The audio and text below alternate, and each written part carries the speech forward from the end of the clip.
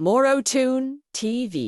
वो सर से पैर तक खून में सना हुआ था और उसके शरीर के सारे अंग कटे फटे हैं। क्या चाहिए तुम्हें? अपने बेटे रिशु के माथे से टपकते हुए पसीने को देखकर सविता की हालत खराब हो गई। ऐसा आज पहली बार नहीं हुआ जब रिशु नींद से घबरा कर जागा है। हाय मेरा बच्चा, न जाने किसकी नजर लग गई है तुझे। जब से मेरे बच्चे ने 10वीं के एग्जाम में स्कूल टॉप किया है तब से रोज बुरे बुरे सपने आने लगे हैं।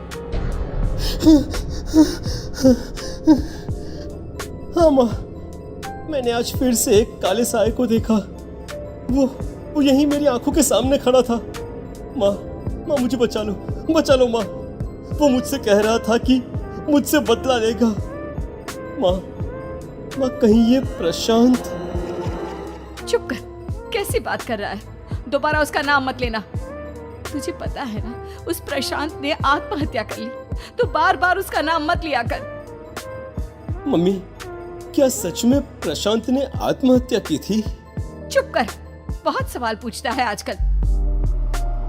और फिर रात के वक्त सविता के पूरे घर में एक अजीब सा काला धुआं छाने लगा।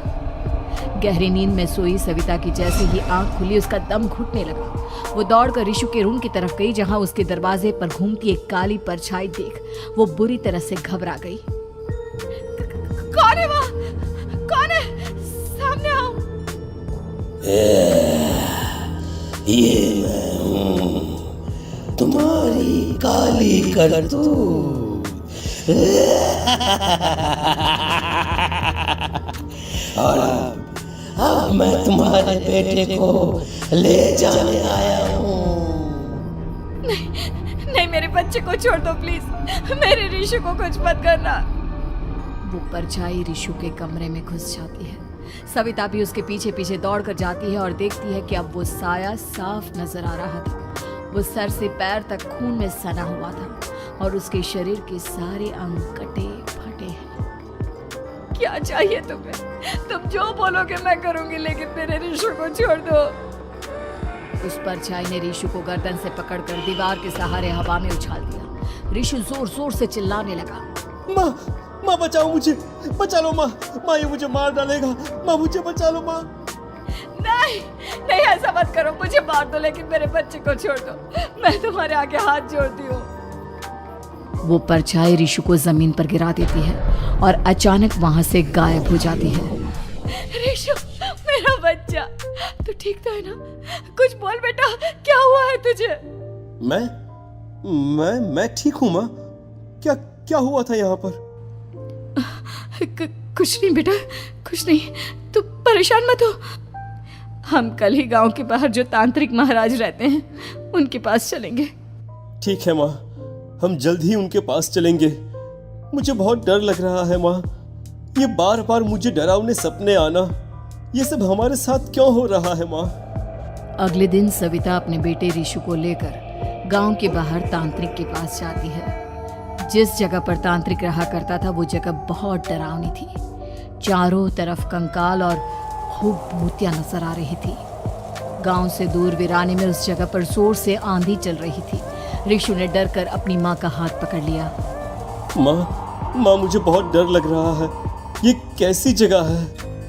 देख बेटा, हमारे साथ जो कुछ भी हो रहा है उसका इलाज सिर्फ और सिर्फ ये तांत्रिक महाराज ही बता सकते हैं। अब यही है जो हमें प्रॉब्लम से बाहर निकाल सकते हैं। जैसे ही सविता और रिशु तांत्रिक की झोपड़ी के अंदर पहुंचे, वहां का नजारा देखकर उनकी आंखें फटी की फटी रह गई। तांत्रिक की झोपड़ी के अंदर कई सारे लोग अपनी गर्दन घुमा घुमा कर जोर जोर से चीख रहे थे। कौन हो तुम और यहाँ क्यों आई हो? महाराज, मेरे बेटे को कुछ दिनों से एक डरावनी काली परछाई नजर आती है और कल रात उसने मेरे बेटे पर हमला भी कर दिया।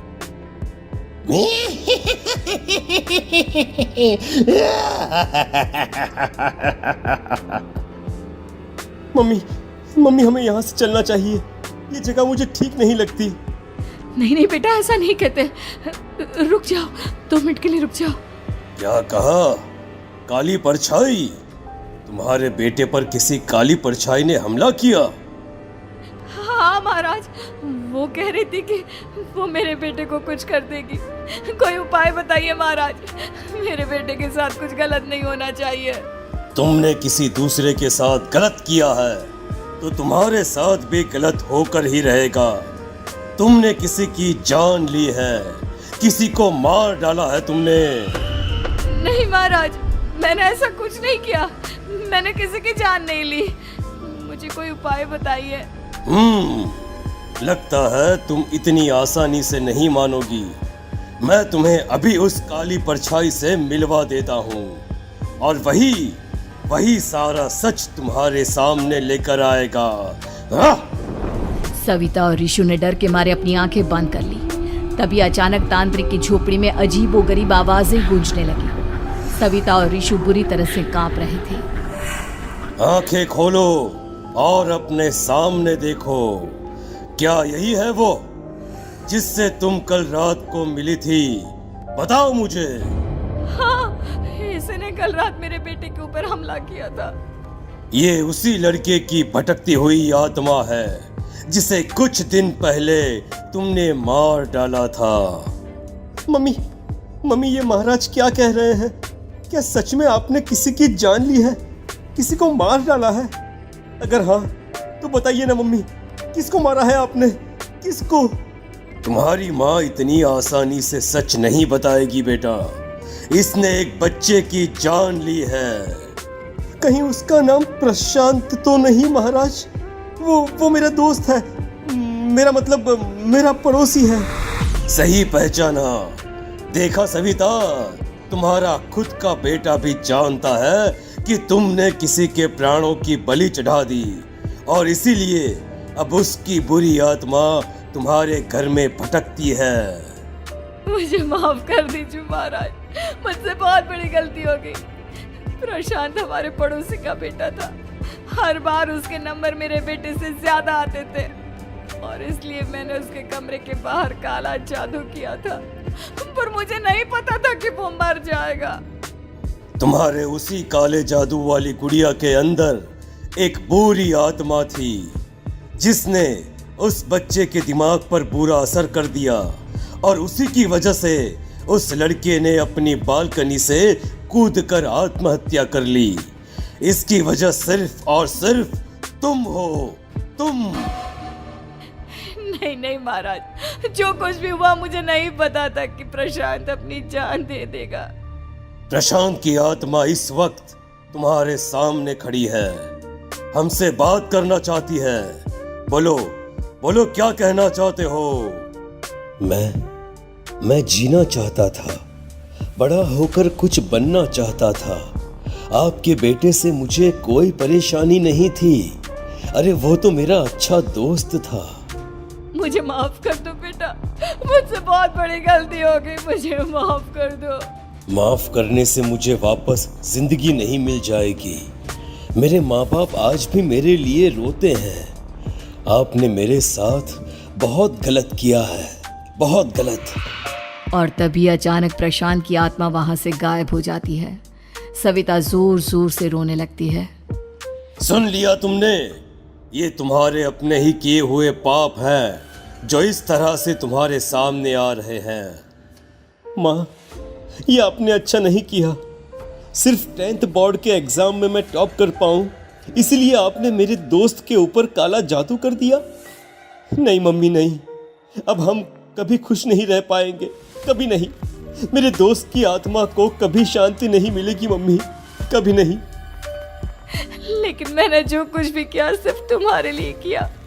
वो लड़का हमेशा फर्स्ट पोजीशन पर आ जाता था और इस वजह से हमेशा तुम्हारे मार्क्स कम पड़ते थे।